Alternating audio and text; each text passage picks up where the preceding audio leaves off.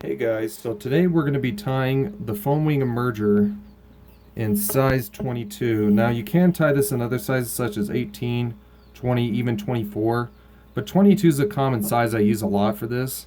The foam wing emerger can be tied in other colors as well, such as black, gray, and chocolate. And today I'm going to tie a chocolate foam wing, my favorite color. And by the way, excuse the chicks in the background, they're squeaking a lot. But anyways, we'll start your thread right near the hook eye. I'm using 14-aught Gordon Griffith thread today. And then the next step is I take about 2 or 3, depending on the size of the hook you're tying. Of course, the bigger it is, I'd take 3 or 4 if it's like a bigger one.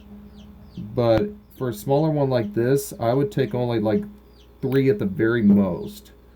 And I'd take moose hair is what it is. Moose hair is not very commonly used, but I like it a lot for this fly. Simply fits the bill for me, and it's a little buoyant too, so that's why it makes it so good for this. And I roughly stack it in my fingers kind of like this. I don't really get it perfect, but I get it roughly stacked. Kind of, it doesn't have to be necessarily perfect for this pattern. And then what I do is missed it.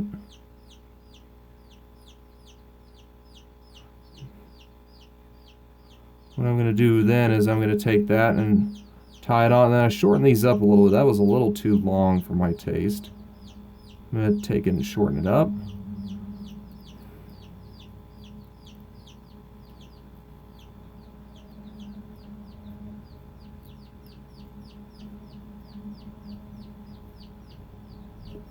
And if you get a little frayed thread, get that and clip it out there. I don't know why that was fraying on me. Clip off your excess amount of hair. And yeah, there's a little bit here still. There we go. And then the next step is to take chocolate brown dubbing, superfine dubbing. I'm going to take this by UV2, Spirit River UV2 is what it's called. I'm going to take this dubbing, I'm going to dub it on like a noodle.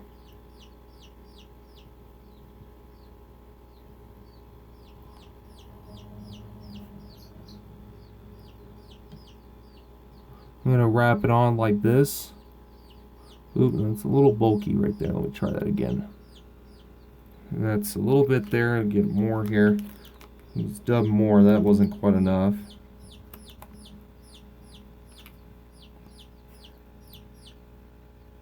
Dub a little more on here.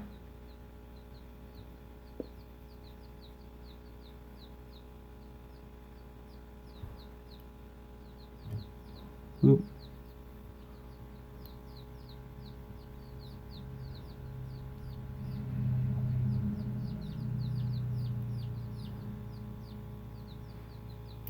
Okay, and then the next step is to take what was it? Let's think here. Oh yes, I'm sorry. I was gonna take some foam here in white.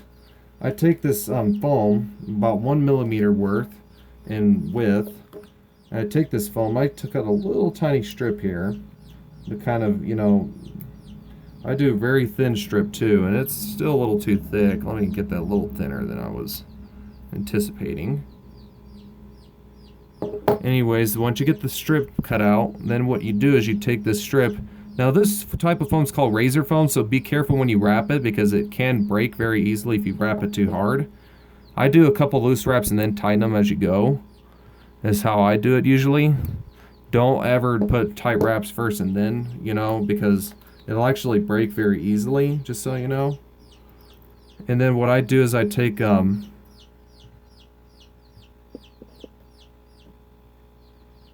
little bit of more dubbing here.